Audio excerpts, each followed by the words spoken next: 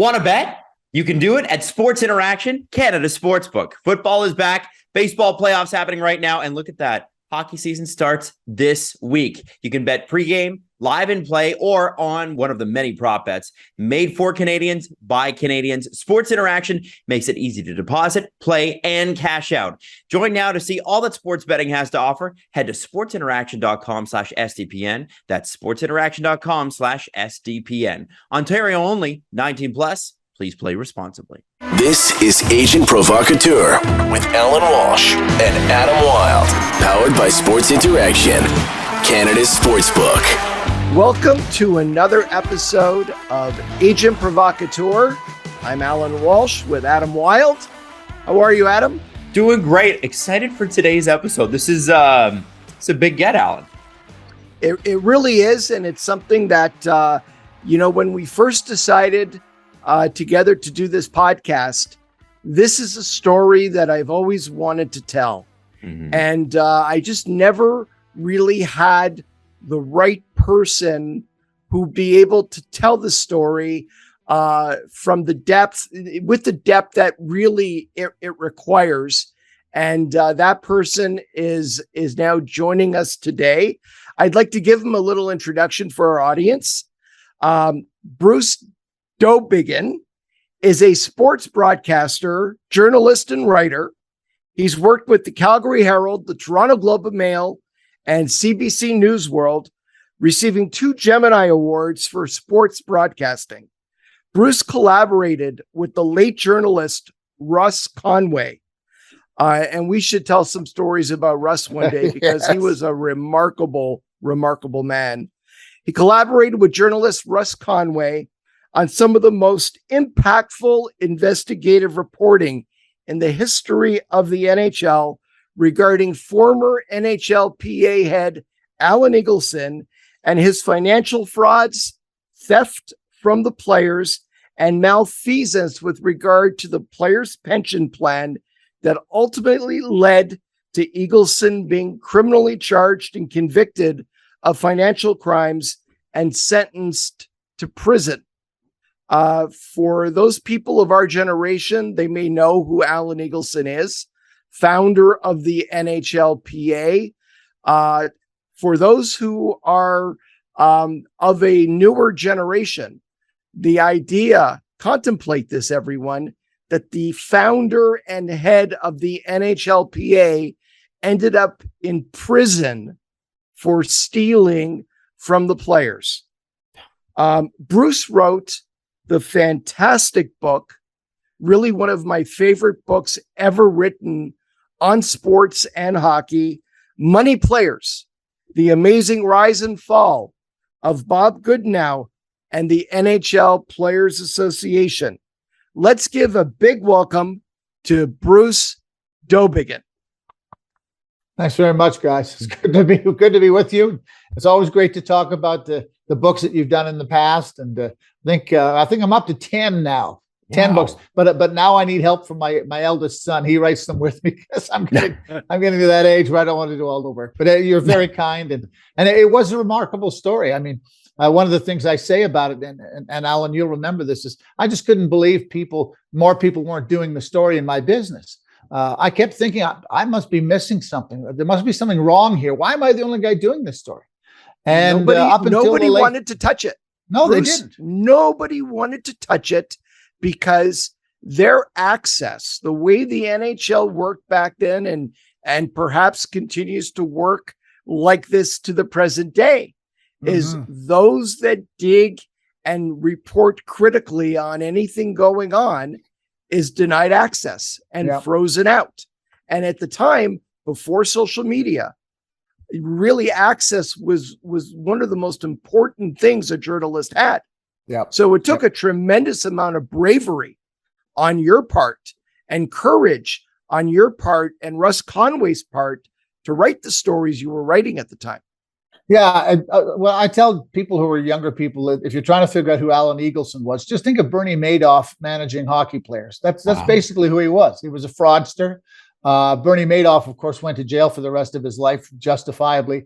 Allan Eagleson, because he was sentenced in Canada, did 4 hard months in the Mimico jail and then was let out on parole, and now goes around, holding himself up as the founder of the Canada Cup and all this sort of stuff. And lots of people in Canada still give him a wide berth. I mean, it says everything you need to know, Alan, that these people still give this guy time, still give him oxygen to try to keep his reputation going. But yes, I mean, at the time, this would be the late 80s, early 90s, I read a book called Net Worth by Alison Griffiths and David Cruz, and it was about the NHL players trying to get their pension funds properly done. And I read the book. I was reviewing it for the Toronto Star, and I said, this is a great story. I should follow up on that. And the next thing I knew, I was in Carl Brewer's home with his friend Sue Foster and hearing the whole story firsthand. And it went from there. It was 7 or 8 years of my life before Eagleson finally went to jail. Wow.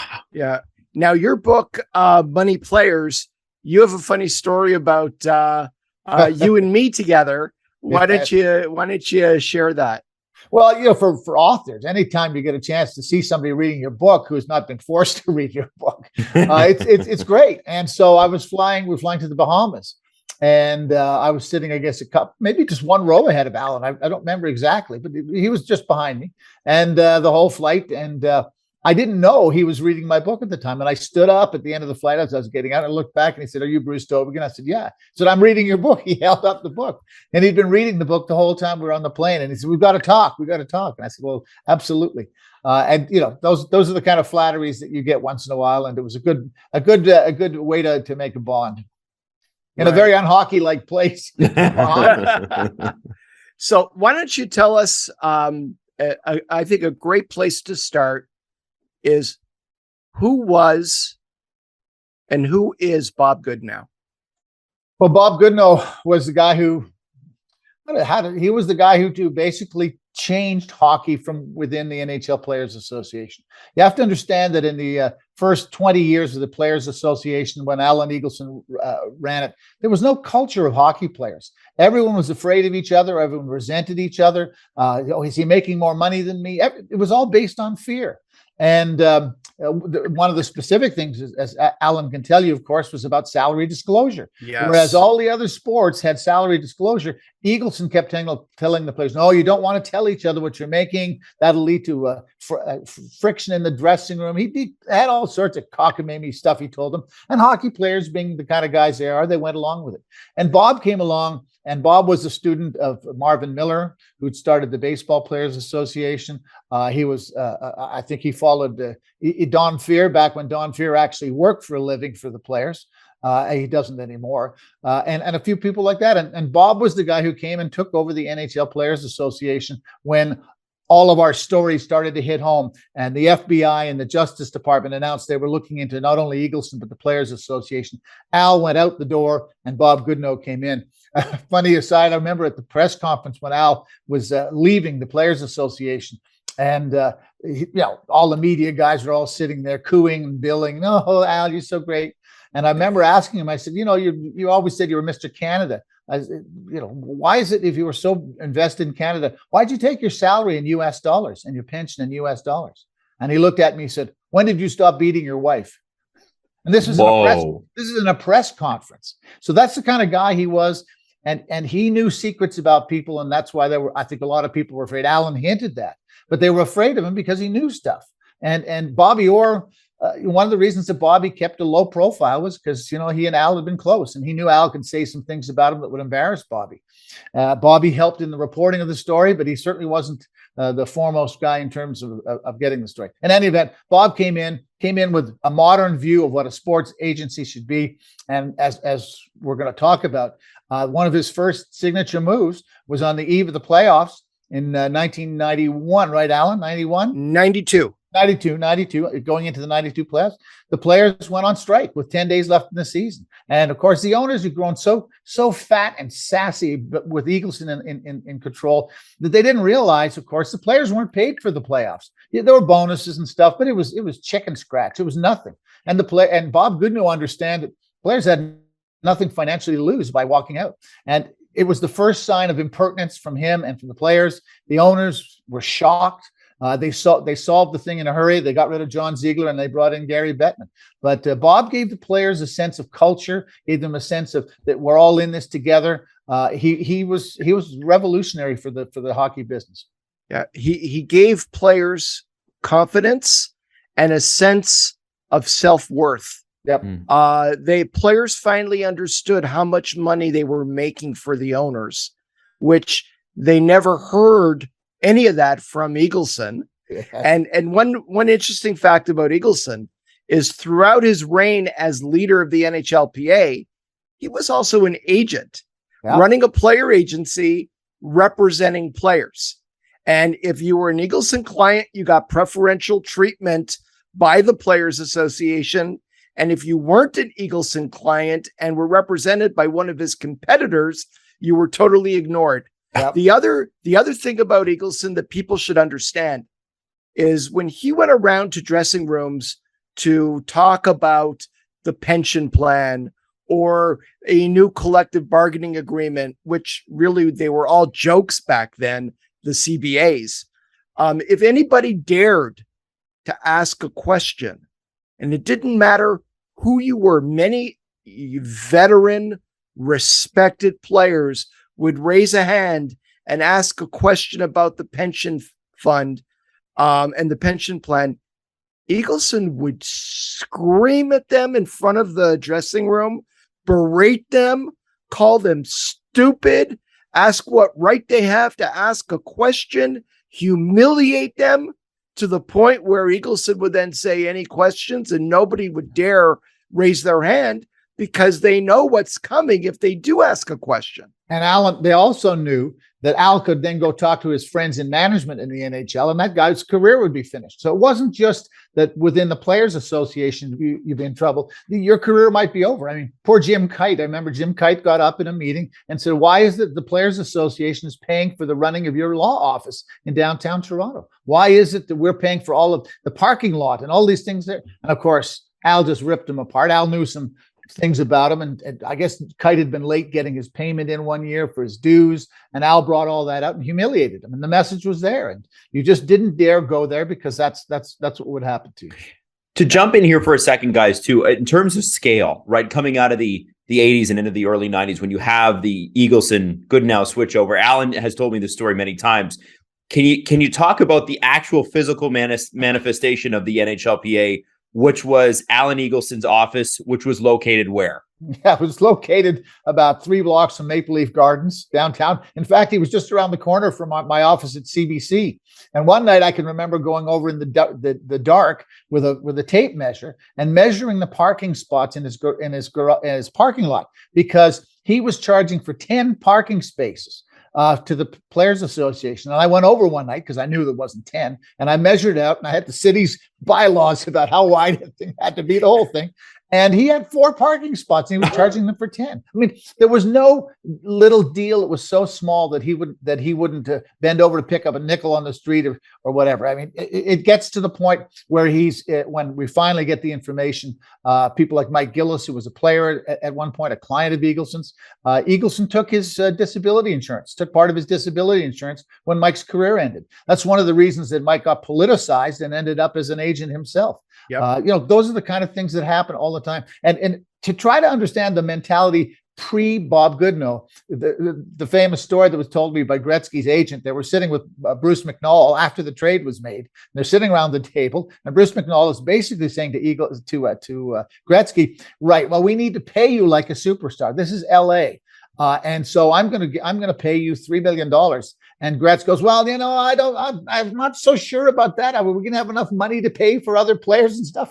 And it was his agent kicked him under the table and said, shut up. This is the reality. There is money in this business. And that's where players were. Oh, gosh, we won't have enough money to pay the other guys and I'll be resented, et cetera. But it was guys like Gretzky's contract and then later Lemieux. Steve Yzerman was another big one in the early days. They changed everything. And once people knew what the other guys were making, that opened up the whole can of worms for the owners, at least, and their resentment. And the Players Association physically was the back office of Eagleson's law office. It was really just a tiny little room, maybe just a bit bigger than a broom closet. It used to be a shed that had 3 employees. Yeah, that was it. So, Allan, it would be smaller than the office that you're sitting in right now.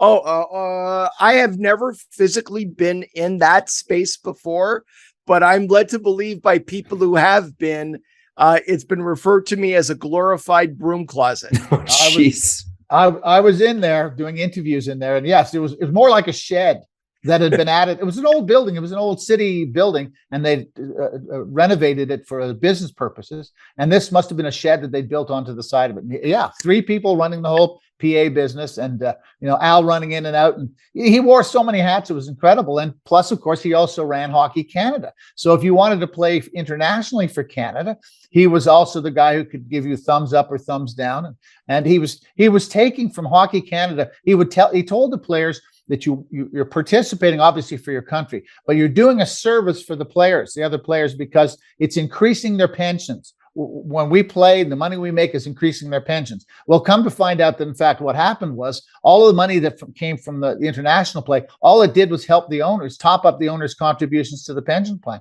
The players never made anything extra from it. It just meant the owners didn't have to go into their jeans to pay for those pension contributions on an annual basis. And again, which is a total fraud. Is a total fraud. It always was. Yeah. Yeah. So this is into the 90s. You have to understand, it's such a shocking thing, given how, listen, the NHL, you could argue that there are holes in the NHLPA's professionalism to this day. However, far more modern, far more professional. And it's unbelievable that up to a point, in my lifetime, that it was run like that. Like, that sounds like something out of the 40s. Yeah. And it's sad because they started with a bad situation. And then for about 10 years, Bob and other people, it wasn't just Bob, other people basically did this thing, as Allan said, players respecting themselves and respecting their ability, etc. And then, of course, the catastrophe of 2004, 2005, in which the owners get their salary cap, but more than that, they break the union. And the part that always made me disappointed was that going into the strike, the lockout, Bob had gone to the players and said, "Listen, this could be 18 months, this could be 2 years. If you're not in for it, I won't push." "Oh no, we're in for it. Let's do it. We got to keep a salary cap out." Well, they got about 18 months in or a year in, and a lot of them just started wetting their drawers. "Oh, well, what about the game? And, where am I going to go?" And they gave up.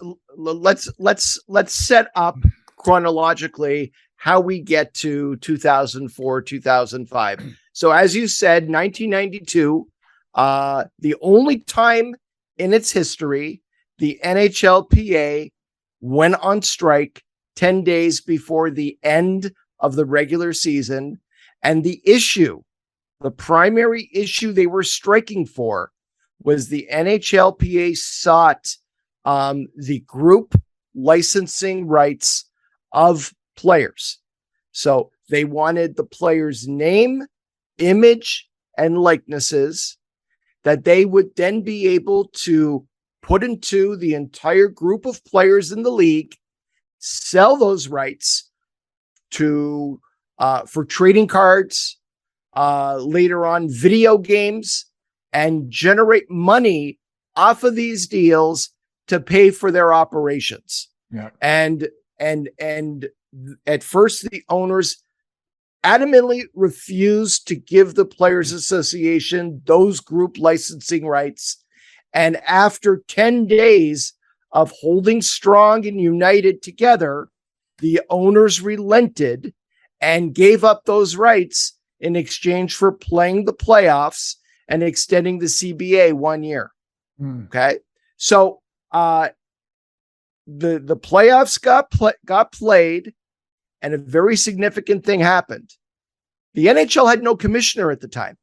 It was John Ziegler, longtime president of the NHL. The owners were very unhappy with John Ziegler's performance during the 10-day strike. They saw that they had lost to the Players Association, and I think they could see what Bob was doing in being able to, with salary disclosure and talking to the players about the power that they could have within the system and the things that they should want next, because the first attempt was so successful. They figured, we need to professionalize ourselves on our side. And they went and hired the vice president of the NBA in charge of salary caps, a person by the name of Gary Bettman. So Gary Bettman is now brought in, and not as president, which was Ziegler's title. He's brought in as the NHL's first ever commissioner.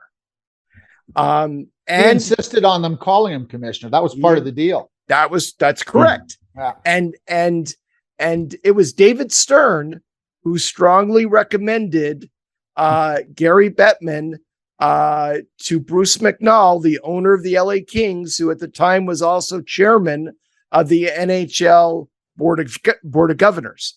So Gary Bettman is now commissioner, and we head into 1994, and the promise Gary made to the owners in 1994, I will bring a salary cap to the NHL.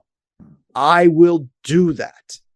And starting in September 1994, Gary's first lockout. Players locked out. What happened then, Bruce?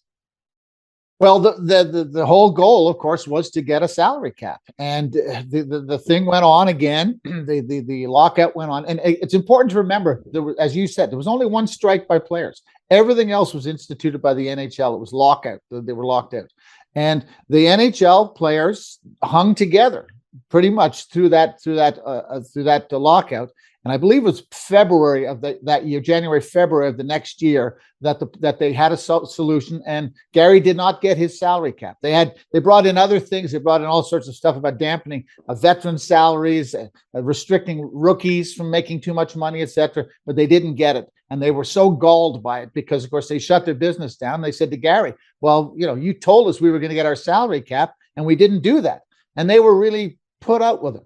And they doubled down. And the players, and Bob, you have to understand, they took full advantage of everything. The salaries went up. Guys were in good positions. Every time the NHL did something, they found the loopholes, and it worked really, really successfully for them, to the point that, again, the NHL said, okay, we're going to put money aside. And they put a lot of money aside because we think we may have to shut these guys down for a year or 2 years to get the hard salary cap.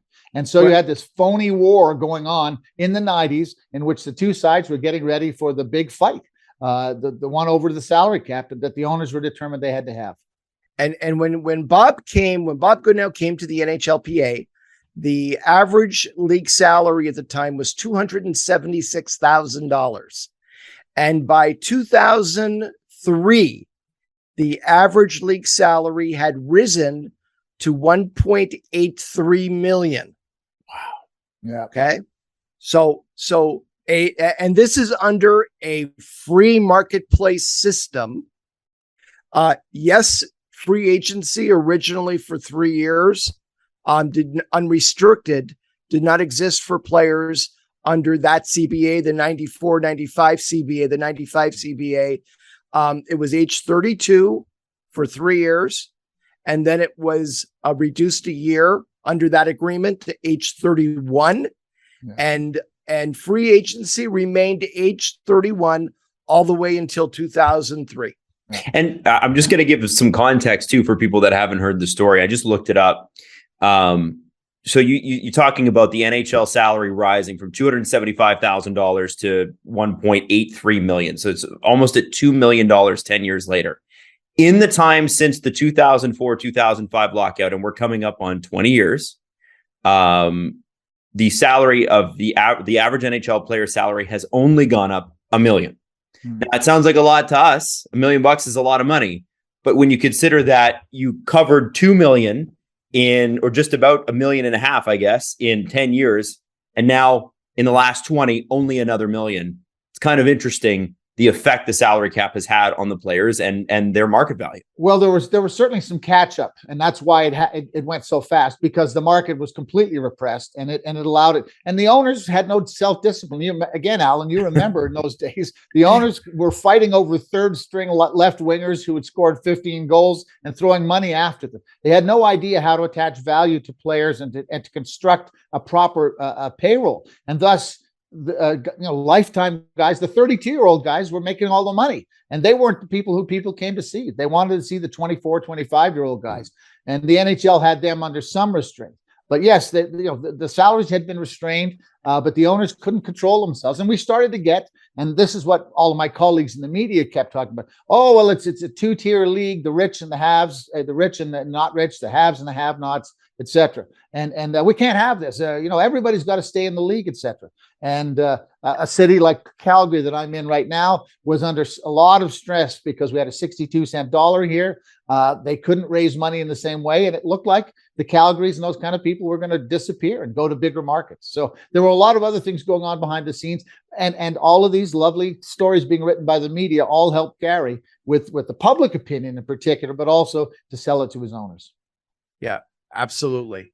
So we're now heading into 2003, and there were a couple of very significant things that happened.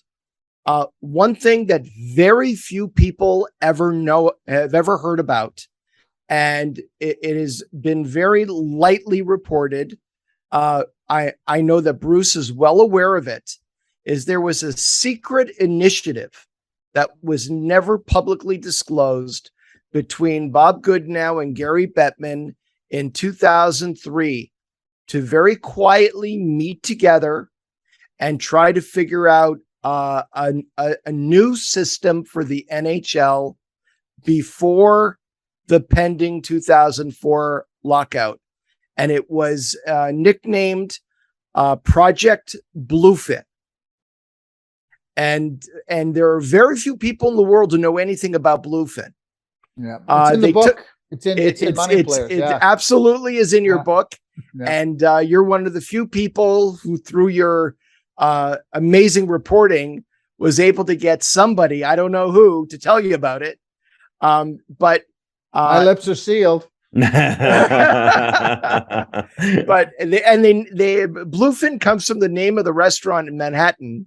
It's a sushi restaurant where Gary Bettman and Bob Goodnow met, most of the time just them alone, in the back of the restaurant at the Bluefin, to talk about how this new system could possibly work. And what Bob proposed was a 5% rollback on all NHL contracts, along with a luxury tax. And there was detailed modeling, financial modeling by some of the best financial minds in Canada to show how the system would work under the luxury tax revenue sharing system that they had put together. And there was extensive, several meetings over several months, and they got to the end of the line where this is where we are today. And Gary said, nope, I'm shutting it down. We need a salary cap. We need cost certainty. These meetings and this project is over. Yeah. At that point, Gary was viewing the NHL like Kentucky Fried Chicken. It was a franchise operation, and he had all of these people, and he had to assure all of them that they would have some sort of guarantee of what their workforce was going to get. The nuance that he was dealing in entertainment as opposed to something, a commodity like Kentucky Fried Chicken, never seemed to get to him. He was obsessed with a kind of 1980s version of franchising, which was that we had to have teams in all sorts of cities so we could exploit their local TV, regional TV, and radio, and those sorts of things. And he was getting lots of feedback again from the Canadian cities in the West here, 62-cent dollar, we're going to be out of luck, etc. And so when Gary would take anything from Project Bluefin back to them, it was a non-starter. You told us you were getting a salary cap. Now go and do your job. Right. And then the next thing Gary did was he hired a gentleman by the name of Arthur Levitt, who was the former commissioner of the Securities and Exchange Commission. And the NHL commissioned Levitt to do a overview of all NHL revenues. And the purpose of it, paid for by NHL owners. Of course. Levitt and his staff and the report were all commissioned and paid for by the NHL owners to produce a report showing how much money. See, anytime we're in the middle of a CBA, we always hear from Gary how wonderful the NHL business is. We've got record revenues. We've got record this. We've got record that. Whenever you get to the end of the CBA, NHL owners are losing millions of dollars. This cannot continue. And that's what everyone was hearing back in 2003. The NHL was on the precipice. Players were earning way too much money, even though it was the owners negotiating those deals and agreeing to those deals. Yep. And we're going to prove it to you. And we're going to prove it to you with Arthur Levitt. Yeah. And he had a profile, and he was a respected guy, etc. And in Levitt's defense, he could only produce a report based on what he was given, right? Mm-hmm. It's not like he purposefully distorted things. One of the big things that came out of this, and Russ Conway did a lot of great work on this particular subject. But one of the things that was not in the Levitt's report, of course, was about luxury boxes and arena costs, etc. None of those things were put in there. The luxury boxes were not accounted for as part of the revenue stream. Or if they were accounted for, they would have a building that had an NBA team and an NHL team, and they would figure out which of the two was losing money or making money, and they would assign that cost to whichever one needed the tax benefit. So in the case of the Leafs, where honestly the Raptors were not a moneymaker at that point, you could have made that argument. Yeah, and it was made. And it was very embarrassing when it came out because Gary had thought that they could slip this by people. And again, Russ Conway and a number of other people did some work. There were other things about how when they had their team was playing out of town, owners were deducting particular stuff for tax purposes because it wasn't at home, that they didn't have to pay taxes on the players or whatever. There was all sorts of stuff going on. But Levitt, again, he gave it a nice, pretty face. I'm a respected guy, and here you go. And it was thrown to my media colleagues, who, of course, oh yeah, there you go. Oh boy, it's bad. Oh yeah, it's bad. There goes the game. The two words, the game. I always remember Gretz saying, we got to be careful. We don't want to kill the game, as if somehow the NHL was the game. Right. And the thing about Levitt's report, like Bruce said, and it's very important people understand this, is it was an unaudited report. Yeah. What Levitt did is he went around to different teams and met with CFOs and said, okay, give me your revenue. And they gave him what they wanted to give him. And there was no auditing. There was no verification process. There was no confirming there were no documents submitted to Levitt under penalty of perjury that this is all the revenue and no more. And they used a lot of very creative accounting tricks in this report to come to one conclusion. And this was the top line of the Levitt report that got reported everywhere. The players are making 76% of all NHL revenues in 2002. And NHL owners are losing hundreds of millions of dollars. And that was the justification Gary needed for the media, just like Bruce said, and the fans, to be able to say, we need a salary cap for our very survival. I remember that. Who are these greedy players making millions of dollars on their own to not understand the game, the future viability of the NHL? We're going to lose. We heard this all the time. We're going to lose 10 teams to bankruptcy. Yeah. the league will not be able to continue without a cap. And remember, Gary also sold one of the things he did when he was selling his model was, of course, pointing to baseball. The irony is that baseball got everything kicked off. That was the sport that opened up free agency and started the ball rolling that way. And I talk a lot about that in my book, Cap in Hand. But by that point, by 2003, they just had a luxury tax. They had gone their own way. They had a different system. And salaries were rising quickly in baseball, too. And Gary just pointed to that. We can't have a luxury tax. Look at baseball. It's out of control. The owners, they're afraid of each other and they're outbidding each other and they're spending money they don't have. This is our chance to be sober. And to a certain extent, it was a very Canadian aspect about it. We can't get to be too rich. We've got to all sort of, shoulder the burden together type of thing. Whereas what had happened to the league was that the league had got a fair dose of American capitalism and salaries, et cetera. And they were just trying to hide the money in the short term until they got the salary cap.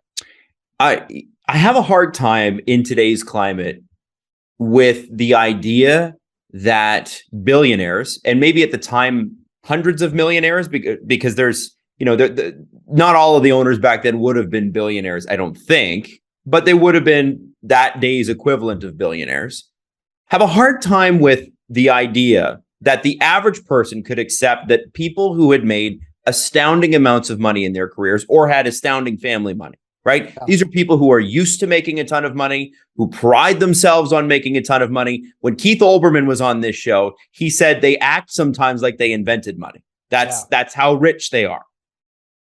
I have a hard time with how the public and how members of the media would have accepted that all of these people would just sign up to buy a team and lose money hand over fist for no reason.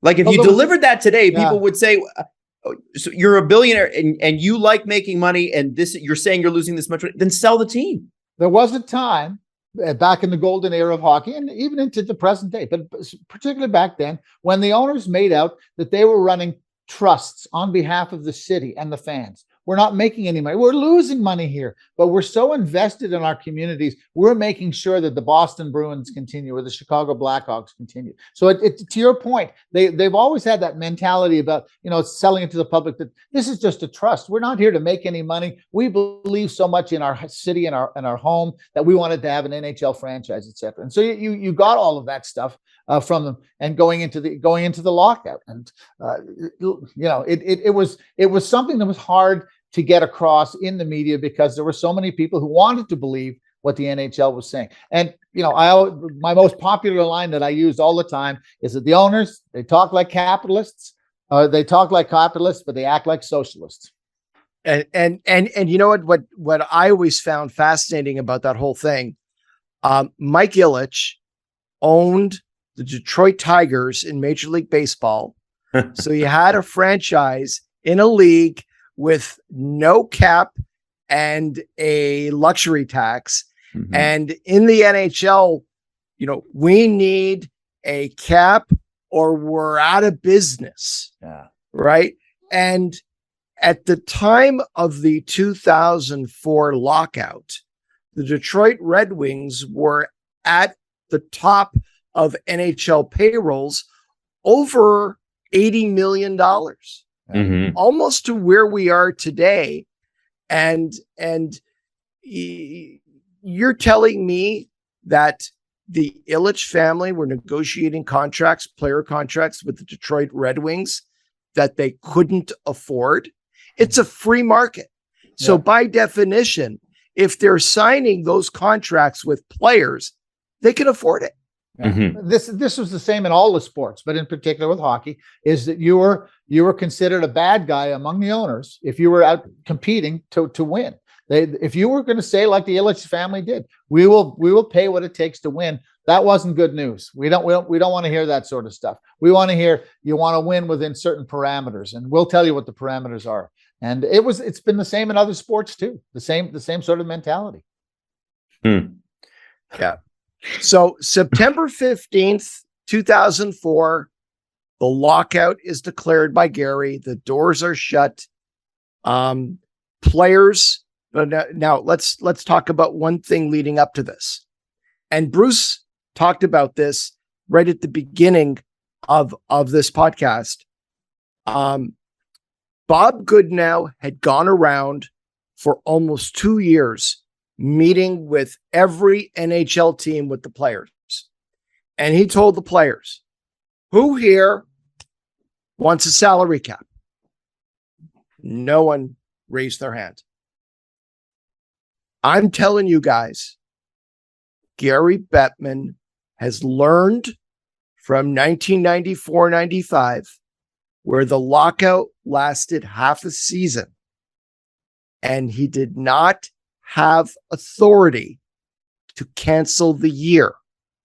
And when he tried to cancel the season in 94-95, the owners said, no, you go back and negotiate a CBA without a salary cap if you have to, but you have to save the season. Gary learned from that. It was a very bitter defeat for him and the promises he made about bringing a cap to the NHL. And for 10 years, he was planning on the next battle and getting that salary cap. Yeah. And Gary had determined that the only way to do it was to cancel a season. So leading up to the lockout, on the NHL side, they laid off all their staff. Teams were told, lay off all your staff. Don't pay people for the year. Reduce your expenses. There was never an intention, unless the players capitulated early, to play the 04-05 season. And all of the owners, or most of the owners, were totally on board before the lockout started. They knew there is not going to be any hockey in 04-05. We're going to burn the year to get the cap.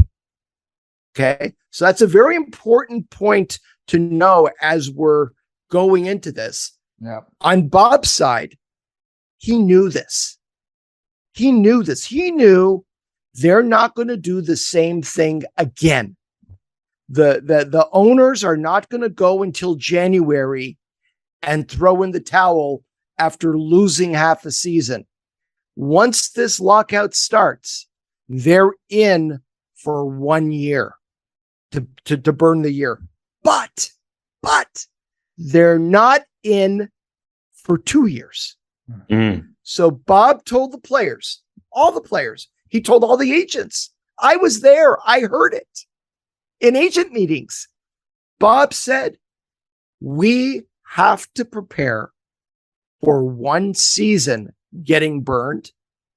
And the point where we will win this thing is January of the next year. So we said, this is going 18 months. And he went to every NHL dressing room and he said, guys, start saving your money. In 2 years, we are going to be locked out for 18 months. There was no one who said at that time, 18 months, Bob, are you out of your mind? We can't be shut down for 18 months. Everybody was on board. The PA executive committee was on board.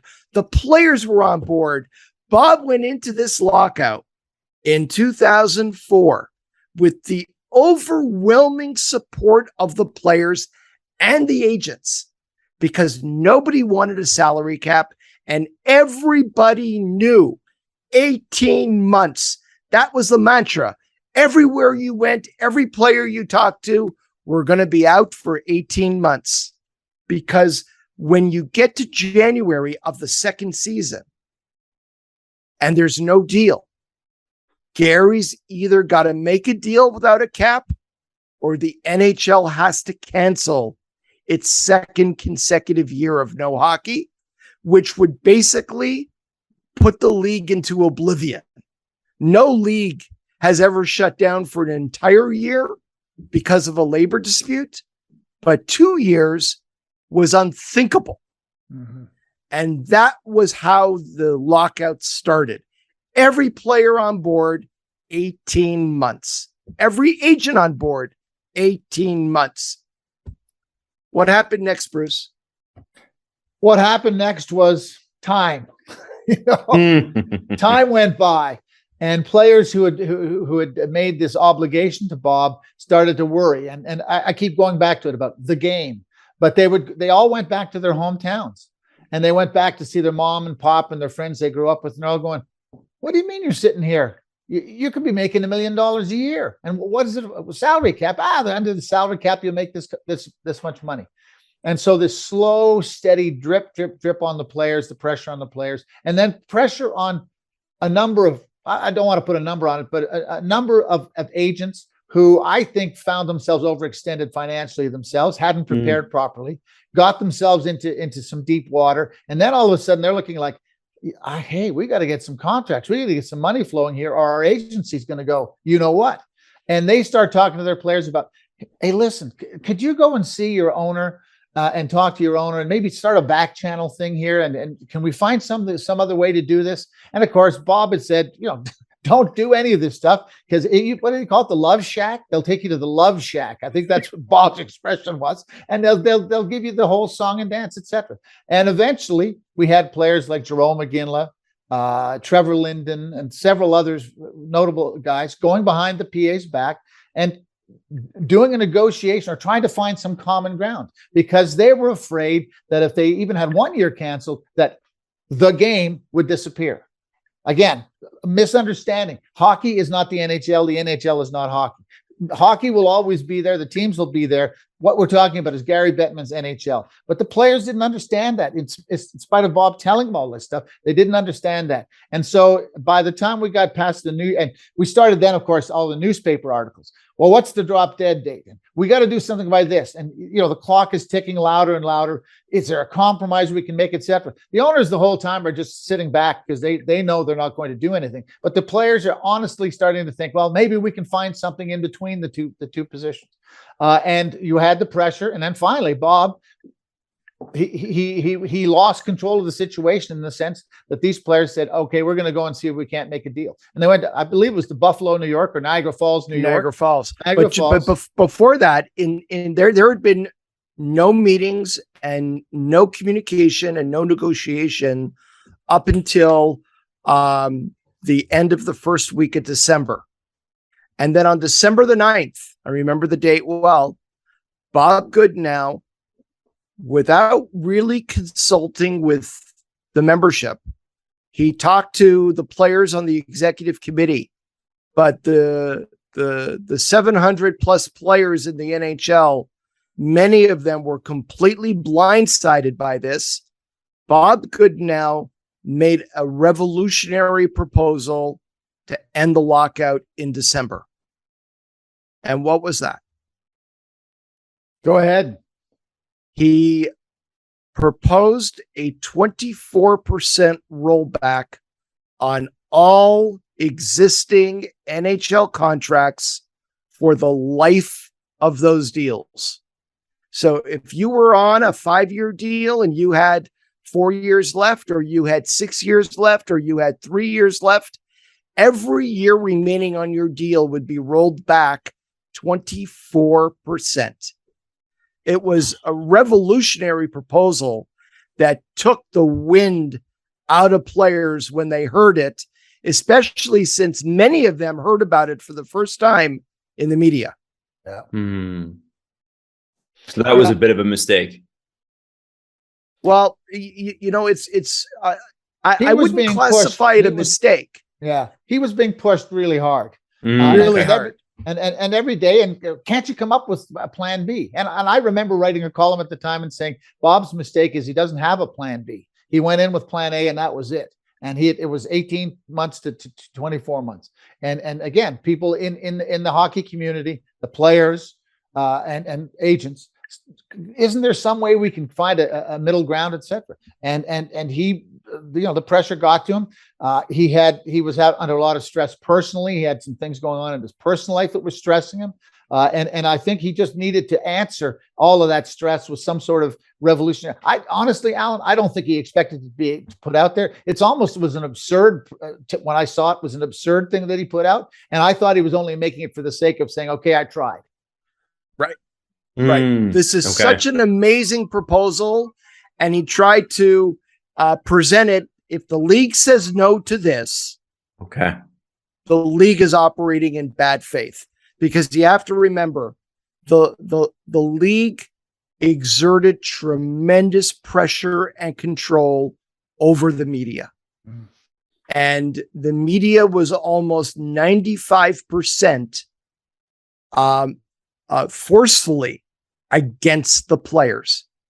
And that filtered out into communities. I was getting calls from players back then saying to me, Allan, I can't go into a supermarket without some person yelling at me that I'm a greedy asshole, and how dare I hold up the game, and they can't watch hockey on Saturday nights all because of me. So players didn't feel comfortable or safe going out into their own communities. And they weren't playing hockey. Many players took off to Europe, played in Europe. Players had tours where they played, all-star players playing in different European countries to stay sharp, to play, to raise some money for charity. There was all kinds of stuff going on for players to try to stay busy, but many of them just stayed home. Stayed home and went crazy because they weren't playing hockey for the first time in November, December, January of their entire lives. Yeah. So the 24% rollback, Gary swiftly rejected it. And that was the end of negotiations until January. And then sometime around the middle of January was when this fateful meeting took place in Niagara Falls. Most of the players at that meeting, of course, represented by one particular high-profile agent, but anyway, we won't get into that too much. And the other complication in all of this thing, and it has been in every one of the negotiations the NHL has had with the players, is there was always the question about labor law in Canada versus labor law in the States. Yes. Which laws were governing the running of the NHL? Can we make an agreement that works in the United States, but that doesn't apply to Canadian law, vice versa? And if you had a complaint and you wanted to go to complain about it and go to arbitration, well, where would you go? And which standard did adhered? Was it the American or the Canadian standard? And it produced a lot of confusion. And there was no sense that we could go to one place, one-stop shopping, and get those kind of questions answered. So when you're talking about Bob and wanting to say they're arguing in bad faith, well, who do you go and complain to? Who has the ability to tell the league to snap to it? Right. Yeah. Wow. So this meeting, what happens at this meeting? Like, they talk about the meeting and that sort of thing. Why is this a big hinge point? Well, what occurred at the meeting was the players met with Bill Daly, and they communicated to him that they were open to negotiating a CBA based on a salary cap. And that was the first time that door got opened.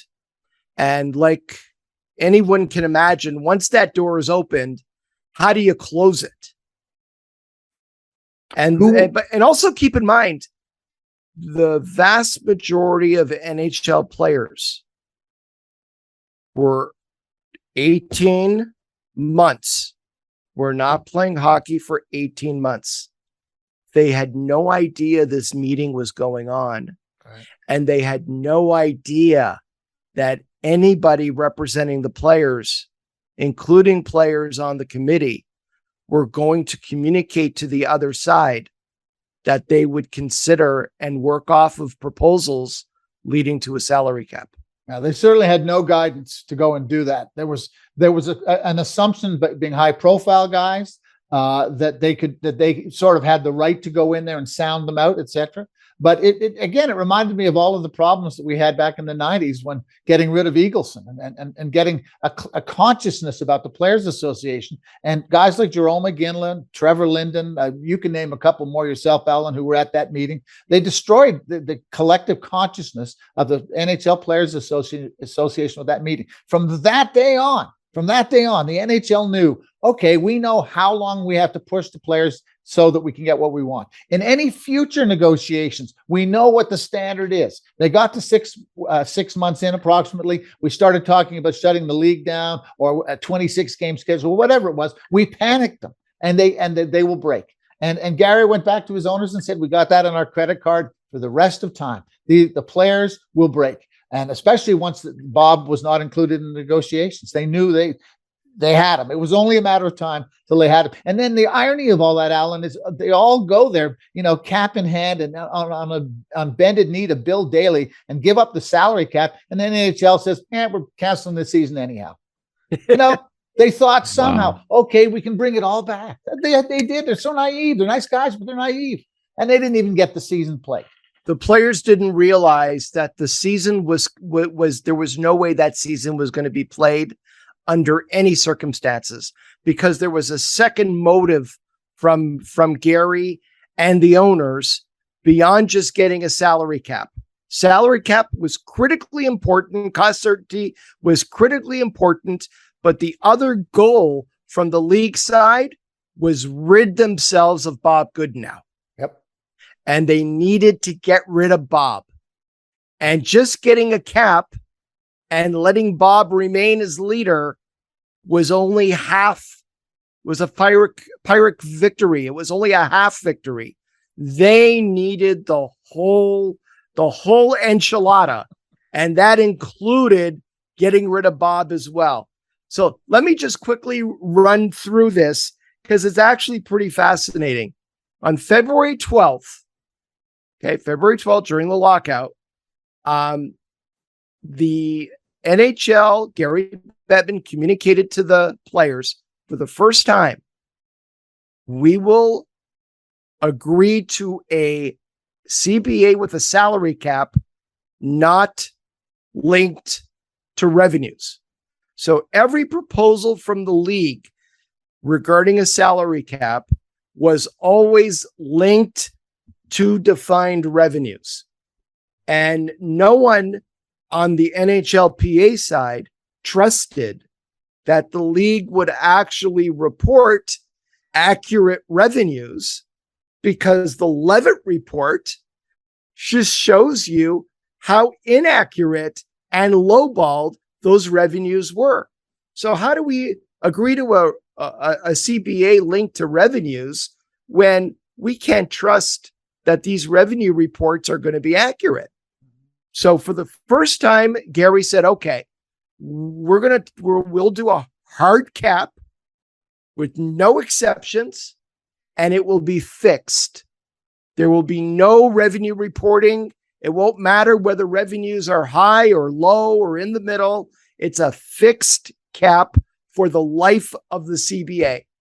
And the NHLPA, 2 days later, on February 14th, responded with a proposal of a hard cap. It's the first time the players ever, through Goodnow and the other executives at the PA, we're proposing a salary cap at $52 million for 8 years, not linked to revenues.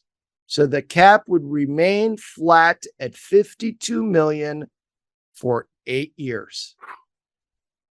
On February 15th, the next day, Gary proposed in a fax back to the NHLPA $42.5 million fixed cap for the 8 years, plus $2.2 million in benefits.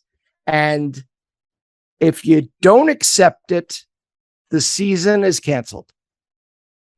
And you got 24 hours.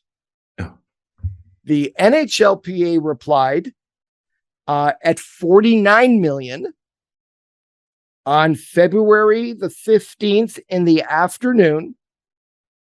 And Gary Bettman rejected the offer, marched to the podium in New York City, and canceled the NHL season. And then what happened after the season was canceled, immediately after it was canceled, was really one of the most remarkable things anybody's ever lived through who was part of it at the time. Bruce, why don't you tell us what happened then? Do you want to talk about Bob, you mean? I want to talk about the season almost being uncanceled. Oh, well, there was the faint hope clause. Yes. And again, this was all to placate the players who always thought, no matter what Bob said or Gary said, that there was always, well, let's just play the playoffs. So let's just whatever. And there was this, I don't have my manuscript in front of me, but there was this faint hope that, well, maybe we can put this thing back together. We can put it back together. And they had meetings. You remember, I think it was Pittsburgh. They went to Pittsburgh and had some meetings there. And there was the media was excited. Oh, they're bringing it back, Gary. That was just a false flag from Gary saying that. And they went and they talked again and they came back and said, no, it's done. Wasn't Wayne Gretzky invited Yes. to that? Yeah. Yeah, Okay. it was Wayne Gretzky and Mario Lemieux were invited in, along with all the top executives and executive committee members of the NHLPA, and all of Gary, Bill, and all of the lawyers on the NHL side. And the Hockey News actually reported the morning of the meeting that there was a deal in place at $45 million hard cap. Deals done. Players are getting on planes in Europe and flying back. Yeah. I mean, it was a phone blowing up. The deal's done at $45 million. I hear the deal's done at $45 million. We got a deal at $45 million. So they go into a 6-hour meeting, all these people together. And it was the word on the street was there is one side's going to make a move. The league was at 42.5. The NHL was at the NHLPA was at 49, and one side's going to propose 45, and the other side's going to accept it, and that's the CBA. And we're going to go play a 26-game season. The lockout's over. Yeah, but Gary didn't want to play a 45. If Gary Bettman in that meeting, after the season was canceled and now on the verge of being uncanceled, if that's even a word in the English language, if he would have proposed 45 million hard cap, that would have been a deal, because the players were sitting there waiting for that proposal to accept it. Yeah. And that would have been not linked to revenues and static for 8 years. Yes. Yeah. So it would not. So just again, I want to catch people up on this because it's important. Currently, the cap is based on that 50 to the players, 50% of the players, 50% of the owners. Meaning that proposal, actually at that time it was just there was no linkage to revenues. Right. So the owners could have made as much money as they wanted. That's right. And Unlimited. they would have had cost certainty across the board. Unlimited amount of revenue. And they didn't take that. And they didn't take that at 45. So they have complete victory. Complete. I mean, you want to talk about surrender? I mean, the NHLPA, it basically tapped out. Right. Wow. We're out. We're done. We're waving the white flag of surrender, But again, guys, and we get back to this point again, you're talking about the money and it's the NHL got what it wanted. The second thing, the second meeting, the false hope thing, that was the end of Bob Goodnow. That was the way to get rid of Bob Goodnow. They were willing, we'll move some money around, etc. At that point, terms aren't as important for them. They've broken the league, the Players Association. Now they have to get rid of Bob Goodnow. And that whole little theater I can remember Mario and Gretz coming out and talking to the media. Oh, it's going well, or it's going whatever. All that sort of hype to make you think it was going to happen. It wasn't going to happen. They had to get rid of Bob Goodnow. And that was, and that faint hope, that the denial of the hope that all those players had and that the fans had, that was it for Bob. It took a few more days after that, but that was it for Bob. And the NHL had the two things it wanted. Yeah. So what happened was the season's canceled. Mm-hmm. The Stanley Cup actually has for 2004-05 engraved on the Stanley Cup, season not played. And we're now going into the summer. And it was in June 2005 when the sides got together again. Yeah, because they'd split apart after that meeting. There was nothing going on through the spring. From February, when the season was canceled, until around June, there was nothing. And everyone's expecting now we're heading into season 2 of a lockout. And the sides got together, and the PA tried to engage on a 45 million hard cap with no linkage to revenues. And Gary responded by saying, that proposal, that concept is out the window. The only CBA we're going to have now is a CBA linked to revenues. So right then in June, it's the second time. Gary could have had it in February of 2005, and now he could have it again in June. An 8-year deal at 45 million fixed hard cap. Make all the money you want. It's never going to go up over the course of those 8 years. And the NHL and Gary insisted on a linkage to revenues. And ultimately on July 13th, they signed a deal. The players' percentage of revenue was at 54% and could rise to 57% if certain revenue thresholds were hit over the life of the deal. So as the NHL HRR increased, so did the percentage going to the players. The cap was fixed the first year of the deal at $39 million. There was a 24% rollback. Boy, they loved that proposal. So they just said, sure, we'll put that in the deal too. A 24% rollback on every existing contract for the life of the deal. Their teams were allowed 2 compliance buyouts. You can buy out a player and it doesn't count against the cap. And lots of other things that restricted the ability of players to negotiate in any kind of a free market system. But this is the one point I want to make. Gary Bettman, he snatched defeat to a certain extent out of the jaws of victory. What do you mean by that, Allan? What are you talking about? Remember, Gary could have had 45 million fixed for the entire life of the deal, but insisted on it being linked to revenues. So what did we see? 2004-05, we started at 39 million. We then went in 06-07 to 44 million based on revenues. We then went in 07-08 to 50.3 million. In 08-09, we now went to 56.7 million upper limit. 9-10, 56.8, 10-11, 59.4, and in 11-12, 64.3. By my calculation, that's about $3 billion over $3 billion over 45 million across the league, where we ended up 20 million per team over that amount by the end. All by insisting linkage to revenues. So what happened? Why did they do that?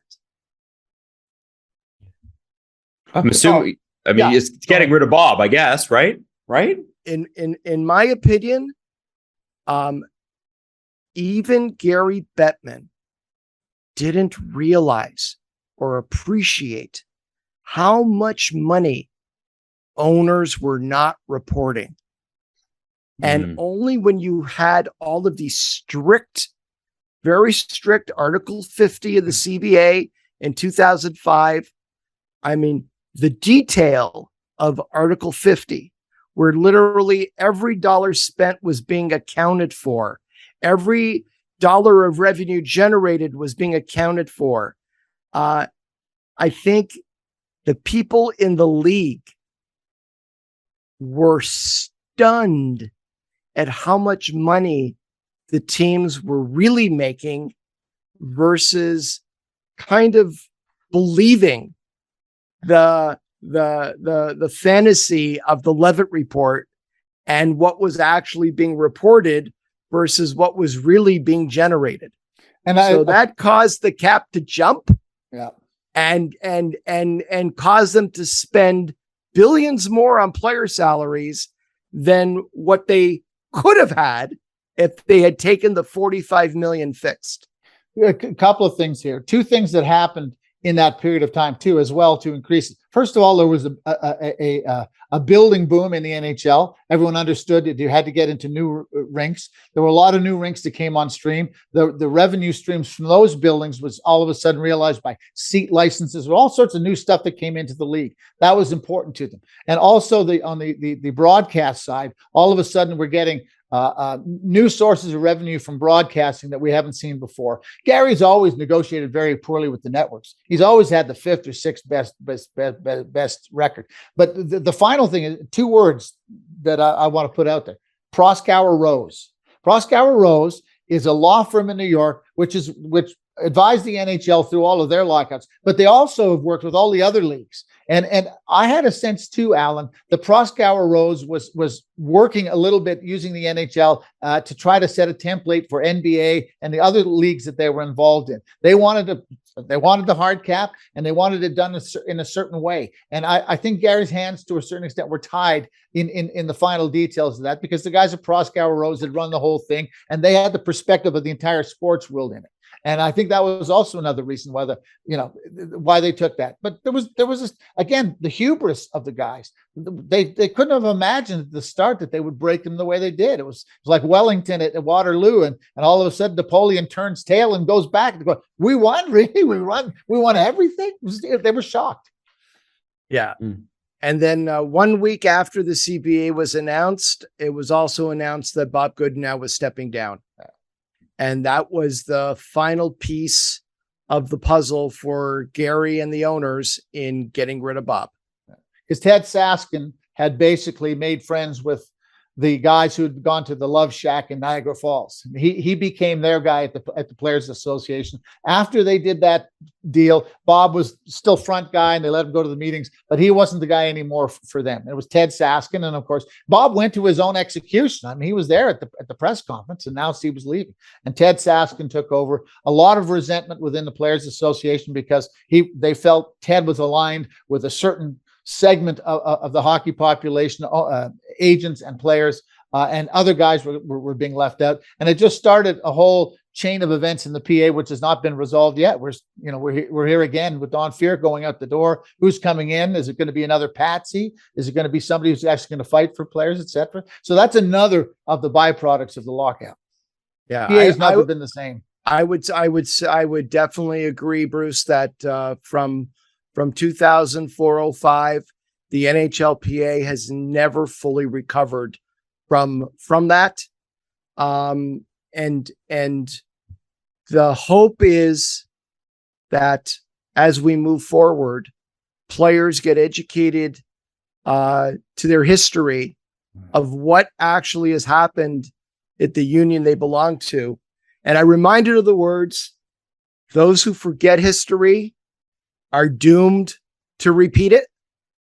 Yep. And it's critical that NHL players, fans, media, all understand and educate themselves on what has occurred in the past to get to where we are today. I can't tell you how many times I sit with a player who is not happy with the cap and with escrow that has reached as high as 22% in previous years of their total compensation.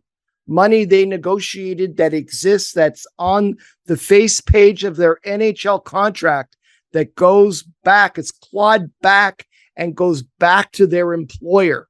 There is no other business in America, in North America, where you can negotiate your employment contract, and NHL players are employees, and then have a significant percentage of that contract going back to the owner.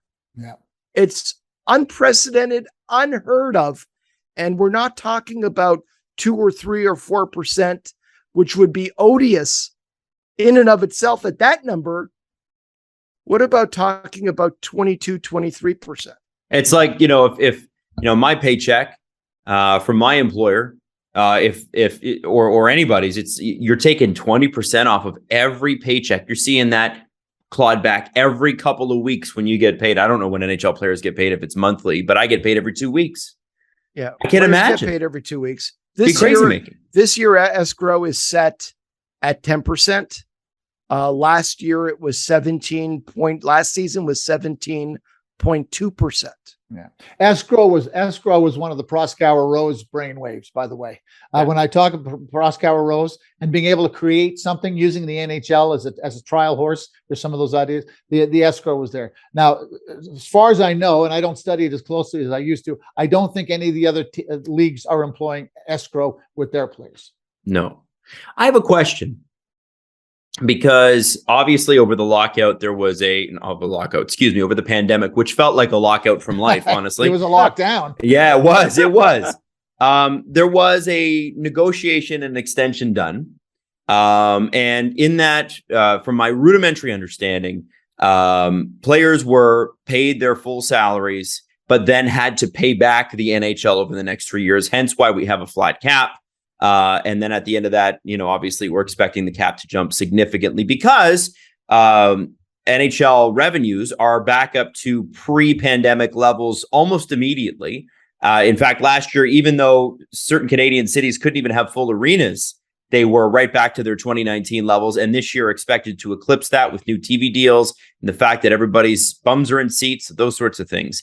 Is there a point the next time that this contract is up, and I don't know what year that is there a point at that stage where players could regain leverage and say, listen, the owners are really enjoying making piles of money. This might be a harder sell for Gary Bettman to say, okay, let's shut off the tap again for another 12 months. Well, I think that would require, and I keep talking about this, a sort of a collective consciousness among the players that they had then that they don't have now. At least they went into the lockout in 2004 with it. I don't think they have it now. It would be a rare person that could get today's players together and say, we're going to miss a whole season. I mean, Bob got everybody to agree. They never agree in the first place at the moment. Allan, you tell me. I think that right now, today, it would be a very tough sell to stand up in front of the players and say, our strategy going into the next CBA negotiation, and Adam, it's in 4 years. Mm-hmm. We've got 4 years left of the existing CBA. Our strategy is to, we're going to get locked out because we're not going to agree to do a deal with a cap or escrow.